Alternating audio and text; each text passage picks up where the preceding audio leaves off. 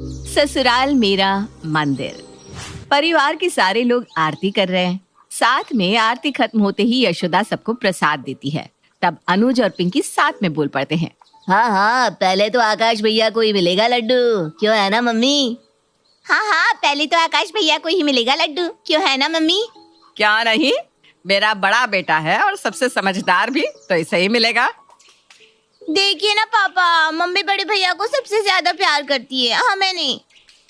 अरे करे भी क्यों नहीं, आकाश है ही ऐसा, इतना सुलझा हुआ, इतना समझदार। और नहीं तो क्या, तुम दोनों तो खामखा मेरे बेटे से जलते रहते हो, कहीं नजर ना लग जाए मेरे बेटे को। हाँ हाँ, जैसे हम तो कुछ है ही नहीं ना। अरे ये लो तुम दोनों भी लड्डू, ऐसा मुंह फुलाने की कोई जरूरत नहीं है, ठीक है? अरे ब्रिजेश, आज सुबह सुबह तू यहाँ कैसे, कुछ काम था क्या? ये देखो कैसा दोस्त है मेरा, दोस्त के घर आने पर भी इसको प्रॉब्लम है अब। अरे प्रॉब्लम नहीं है, बस ऐसे ही पूछ रहा था। अरे आज शाम को तुम्हारे नए बिजनेस की पार्टी है ना, बस उसी के सिलसिले में कुछ बात करनी थी तुमसे। आप लोग गार्डन में बात कीजिए ना, मैं आपके लिए चाय नाश्ता लेकर आती हूँ। वैसे आज रोहित भी आ रहा है अमेरिका से वापस। रोहित वापस आ रहे हैं? हाँ, पर तू इतनी क्यों खुश हो रही है? मैं कहाँ खुश हो रही हूँ, मैं तो बस यूं ही पूछ रही थी। देखो ना भैया, कैसे ये मुझे छेड़ रहा है। अनुज, मजाक मत कर। पिंकी खुश क्यों नहीं होगी, आखिर उसकी और रोहित की बचपन की दोस्ती जो है।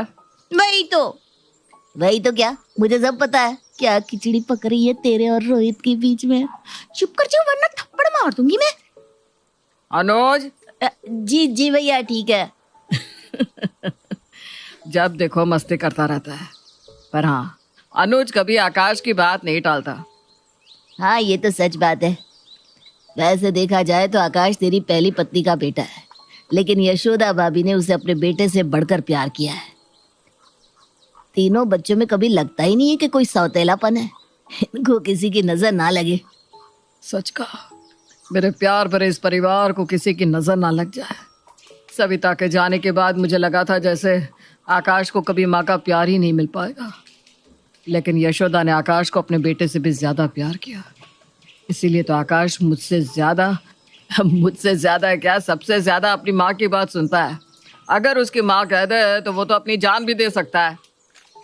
इसीलिए आज मैं तेरे दिल की जान पिंकी की बात करने तुझसे आया हूँ। तू तो जानता ही है कि रोहित और पिंकी बचपन से साथ है और दोनों साथ में खुश भी लगते हैं।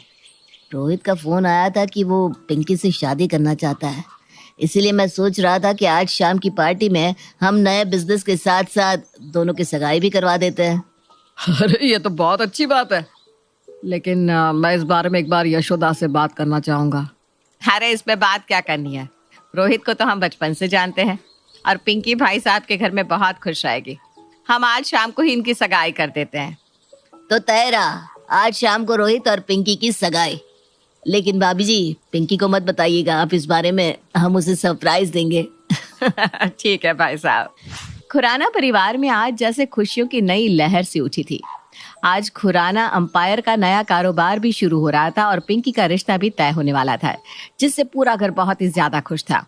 और इसी खुशी की शाम में शामिल होने यशोदा की बहन कामिनी भी इस फंक्शन में आ पहुंची थी। ओ यशोदा, मेरी प्यारी बहन, कैसी है तू? मैं तो ठीक हूँ दीदी, आप कैसी हैं? मुझे बहुत खुशी है कि आप आई, कितने दिन हो गए हमें मिले हुए। अरे तू चिंता मत कर, अब मैं कुछ दिन यहीं रुकने वाली हूँ, कहीं नहीं जा रही। अरे बाप रे, मतलब कुछ दिन घर में महाभारत के पाठ होने वाले हैं? अनुज, ऐसा नहीं कहता। नमस्ते मौसी जी। नमस्ते नमस्ते। मेरा हीरो भांजा कहाँ है अनुज? ये राम मौसी जी, मैं यहाँ। अरे तू वहाँ क्या कर रहा है? यहाँ देख, मैं तेरे लिए क्या लाई हूँ, और पिंकी के लिए भी। आप आकाश के लिए कुछ नहीं लाई? मैं उसके लिए क्यों लाऊं? वो थोड़ी ना मेरा सगा भांजा है। मौसी जी, ये गिफ्ट मुझे भी नहीं चाहिए। और मैं भी ये सब यूज नहीं करती, आप इसे रख लीजिए। अरे पर दीदी, आप यहाँ आई हैं, लेकिन आकाश के साथ अगर सौतेला बर्ताव करेंगे तो मैं ये बिल्कुल भी बर्दाश्त नहीं करूंगी। हाँ ठीक है ठीक है। चलिए आप आराम कर लीजिए, शाम को पार्टी में भी चलना है। यशोदा ने जितना प्यार आकाश को किया था, उतना ही सौतेलापन कामिनी के मन में था। लेकिन यशोदा खुद और उसके बच्चे आकाश के साथ कभी भी ये अन्याय नहीं होने देती थी। शाम की पार्टी की सारी तैयारियां हो चुकी थी, सारे मेहमान भी पहुंच चुके थे, लेकिन पिंकी को ये समझ में नहीं आ रहा था कि उसे क्यों इतना सजाया जा रहा है। अरे मम्मी, आपने मुझे इतना भारी सा लहंगा पहनने के लिए क्यों दिया? आज तो नए कारोबार की लॉन्च करने की पार्टी है, मुझे क्यों इतना सजा रही हैं? अरे पार्टी में बड़े बड़े लोग आ रहे हैं, मेरी बेटी भी तो अच्छी लगनी चाहिए ना।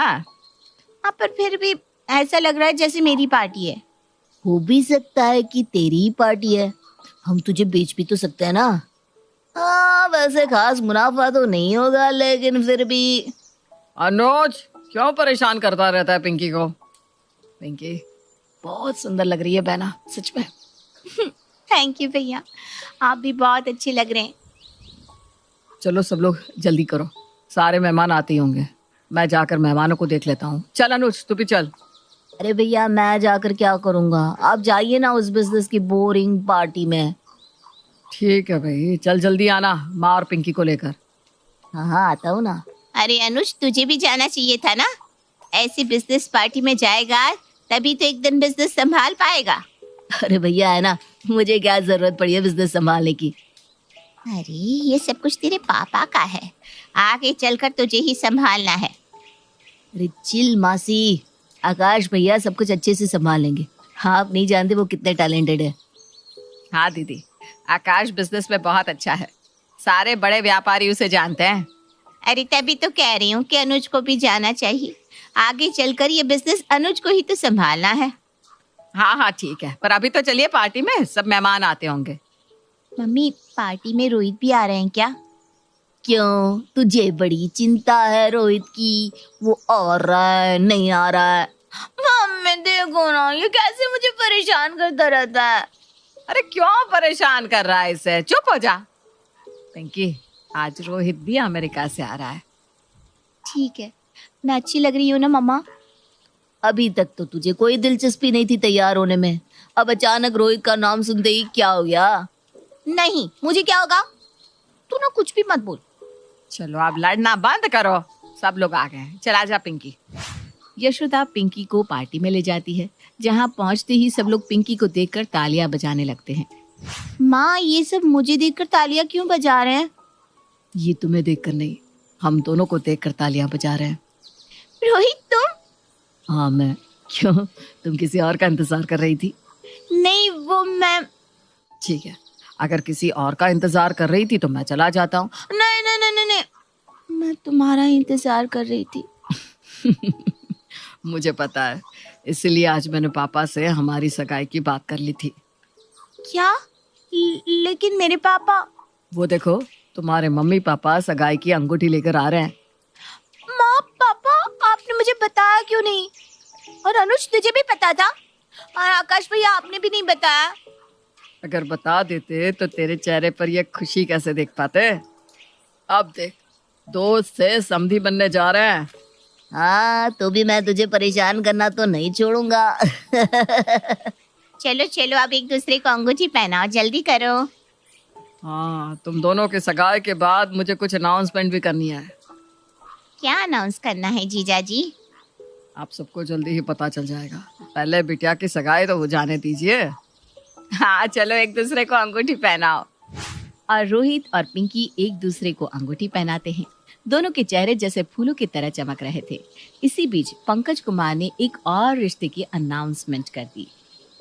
यहाँ एक रिश्ता जुड़ रहा है, वहीं मैं और एक रिश्ते की अनाउंसमेंट भी करना चाहता हूँ, और वो है मेरे बड़े बेटे का रिश्ता, जो मैं मेरे पुराने दोस्त और बहुत अच्छे बिजनेसमैन की बेटी सिया के साथ तय कर रहा हूँ। इतनी बड़ी बात तुझे जीजा जी ने बताई नहीं यशोदा? बताएंगे भी क्यों? आकाश तेरा सगा बेटा थोड़ी ना है। अरे नहीं नहीं, उनके दिमाग से निकल गया होगा। तू माने या ना माने, लेकिन आकाश रहेगा तो सौतेला ही।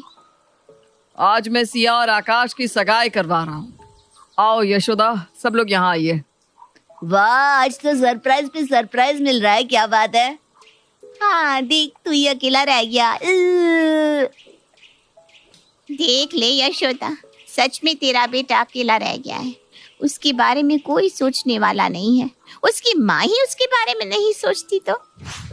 पार्टी में आकाश और सिया की सगाई हो जाती है। सब लोग काफी खुश होते हैं, लेकिन कामिनी अब भी यशोदा के कान भरने में लगी हुई थी। अरे यशोदा, तू तो बिल्कुल भोली है।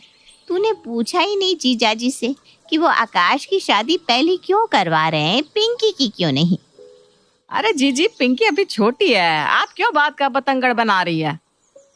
मैं कह रही हूँ जीजाजी अपने बेटे आकाश से बहुत ज्यादा प्यार करते हैं। वो तेरे बच्चों के साथ ना इंसाफी कर रहे हैं। उन्होंने अभी तक अनुज के लिए कुछ नहीं सोचा, उसके लिए लड़की भी नहीं देखी। क्यों? क्योंकि उन्हें बस अपने बड़े बेटी की पड़ी है। अरे ऐसा कुछ नहीं है जीजी, आप कुछ ज्यादा ही सोच रही है। अब कुछ ही दिनों में आकाश की शादी है, मुझे उसकी तैयारियां करनी है। हाँ, उसकी शादी के बाद तो सब कुछ उसका और उसकी पत्नी सिया का हो जाएगा। तेरे बच्चों का तो कोई पूछेगा भी नहीं। नहीं, ऐसा कुछ नहीं होगा जीजी। मेरे पति तीनों बच्चों को बराबर प्यार करते हैं, वो किसी के साथ भी नाइंसाफी नहीं होने देंगे। मैं तो तेरी बड़ी बहन हूँ, मेरा काम है समझाना। तुझे अभी से कोई कदम लेना होगा, ऐसा ना हो कि बहुत देर हो जाए। कामिनी की बातें यशोदा के मन में असर करने लगी थी, लेकिन उसका आकाश के प्रति प्यार उसे इन सब बातों से दूर रख रहा था। लेकिन जब आकाश की शादी के वक्त आकाश के पिता ने वो लफ्ज कहे, तब जैसे सब कुछ बदल सा गया। बस अब तो आकाश की शादी हो गई है, अब मैं रिटायरमेंट लेने वाला हूँ। अब सब कुछ आकाश को सौंप कर मैं चैन से अपना बुढ़ापा जीऊंगा। मैंने कहा था ना, ये सब कुछ आकाश के हाथों में जाने वाला है। तेरे बच्चों को कुछ भी हाथ में नहीं आने वाला। मैं ऐसा कुछ नहीं होने दूंगी। मैं अपने बच्चों के साथ नाइंसाफी नहीं होने दूंगी। यही वक्त है कहने का। अगर आज तुमने कुछ नहीं कहा तो कभी कुछ नहीं कह पाओगी। अगर मैंने इनसे बात की तो ये मेरी बात कभी नहीं मानेंगे। मैं आकाश से ही बात करती हूँ। यही सही रहेगा। तूने आज तक उसके लिए कितना कुछ किया है, वो तेरे लिए थोड़ी सी कुर्बानी नहीं दे सकता? यशोदा ने आकाश से बात की कि वो ये सब छोड़कर गांव चला जाए, जहां उसकी सगी माँ का पुराना घर था, जिससे यहाँ उसके बच्चे सब कुछ संभाल सके। माँ, बिल्कुल भी चिंता मत कीजिए, मैं यहाँ से चला जाऊंगा। आप प्लीज इस तरह से परेशान मत होइए। तुम अपना हिस्सा लेकर जा सकते हो। और देखो, मैं तुमसे नफरत नहीं करती आकाश, प्लीज मुझे गलत मत समझना। अरे नहीं माँ, मैं आपको कैसे गलत समझ सकता हूँ? आप मेरी माँ हैं। बस मेरे जाने के बाद आप अपना ख्याल रखिएगा। मैं और सिया कल सुबह ही गांव के लिए निकल जाएंगे। आकाश ने बिना किसी सवाल किए सिया के साथ जाने का फैसला कर दिया, लेकिन उसके पिता को पता था कि उसका परिवार टूट रहा है। पापा, मैं बस माँ की यादों के साथ कुछ वक्त रहना चाहता हूँ। गांव में नया व्यापार लाकर वहां रोजगार लाना चाहता हूँ। मैं जानता हूँ कि क्या हुआ है, लेकिन मैं यशोदा को समझा सकता हूँ। पापा, आपको मेरी कसम है, आप माँ से कुछ नहीं कहेंगे। आकाश के जाने के बाद जैसे सब कुछ बदल सा गया। जब पिंकी और अनुज को इस बात का पता चला तो उनसे ये सब बर्दाश्त नहीं हुआ। मम्मी, आपने ये क्या किया? आप तो हम दोनों से ज्यादा भैया से प्यार करती थी ना। आपको पता भी है, जिन्हें आप सौतेला कह रही है, वो आपकी बहन के पति के लिए एक नया बिजनेस तैयार करके गए हैं। उसके लिए एक नया घर लेकर गए हैं, और ऐसे भाई को आप सौतेला कह रही हैं? अब जिस बिजनेस के लिए सब कुछ कर रही है ना माँ, वो भैया ने कभी अपने नाम किया ही नहीं। ये देखिए, शेयर्स की रिपोर्ट अनुज के नाम, नया कारोबार अनुज के नाम, नया बंगला अनुज के नाम, और आपने मेरे ऐसे राम जैसे भाई को शादी के कुछ दिन बाद ही घर से निकाल दिया। अगर भैया इस घर में नहीं है तो मैं भी कसम खाती हूँ कि मैं कभी शादी नहीं करूंगी। और अगर भैया नहीं है तो मैं कभी इस कारोबार को नहीं संभालूंगा। मैं अमेरिका जा रहा हूँ हमेशा हमेशा के लिए। तुम दोनों अपनी माँ के साथ ये सब कैसे कर सकते हो? और आप हमारे भाई के साथ ऐसा कैसे कर सकती है? उन्होंने बचपन से हमें इतना प्यार किया, हमें कभी किसी चीज की कमी नहीं होने दी। सौतेलापन उन्होंने नहीं, माँ आपने निभाया। जब यशोदा के अपने बच्चों ने उसका साथ छोड़ दिया तो उसकी आत्मा उसे कुरेदने लगी। उसका पूरा घर बर्बाद हो चुका था। पिंकी ने उससे बात करना छोड़ दिया और अनुज कई महीनों से अमेरिका में था, जो कभी वापस नहीं आना चाहता था। लेकिन माँ की ऐसी हालत आकाश से देखी नहीं गई और वो उससे मिलने चला आया। माँ आप ठीक तो है? आकाश, तू आ गया बेटा, मुझे माफ कर दे। देख तेरे जाने के बाद क्या हो गया, सब कुछ बर्बाद हो गया, सब कुछ। हमारा हंसता खेलता परिवार टूट गया और ये सब कुछ मैंने किया अपने हाथों से। तुम चिंता मत करो माँ, मैं अनुज को अपने साथ लाया हूँ। अनुज अंदर आओ। पिंकी तुम भी। तुम दोनों आ गए, पर यही मेरी सजा है। नहीं माँ, आज के बाद ये दोनों तुम्हें कभी परेशान नहीं करेंगे, मैंने इन्हें समझा दिया है। नहीं, मुझे ये दोनों नहीं, मुझे मेरा लाडला बेटा चाहिए आकाश। तू घर वापस आ जा, मुझे और कुछ नहीं चाहिए। मुझे हमारा मंदिर जैसा घर वापस चाहिए, तू वापस आ जा। माँ, मैंने आज तक आपकी कोई बात टाली है। तुझे गुस्सा नहीं आ रहा कि मैंने तेरे साथ सौतेलों जैसा बर्ताव किया? माँ, आप यशोदा माँ है, जिसने एक पराये बेटे को इतना प्यार किया। एक बेटा अपनी माँ से कैसे नाराज हो सकता है? मैं ही मूर्ख थी जिसने अपने सोने जैसे बेटे को इतना बड़ा दुख दे दिया। सिया, तुम भी मुझे माफ कर दो बहू। नहीं माँ, मैं तो खुश नसीब हूँ कि मुझे ऐसा मंदिर जैसा ससुराल मिला है। मैं वादा करती हूँ, मैं इसे कभी भी टूटने नहीं दूंगी। अब लग रहा है हमारा असली परिवार। अनुज, वो कामिनी मौसी जी का क्या करना है? उनके साथ वही होगा जो हम बचपन में करते थे। उन्हें बाहर भेजकर दरवाजा बंद। हाँ, पर इस बार हमेशा के लिए। सही है भाई। यशोदा के पश्चाताप के बाद पूरा परिवार एक हो गया। जैसे राम जी वापस आने से पूरी अयोध्या झूम उठी थी, ठीक वैसे ही खुराना परिवार में भी खुशियां वापस आ गई। और कामिनी, इसका क्या हुआ? तो उसके लिए खुराना परिवार के दरवाजे हमेशा के लिए बंद हो गए। तो आइए हम सब भी अयोध्या में अपने राम जी की वापसी की खुशियां मनाते हैं और प्रेम से कहते हैं जय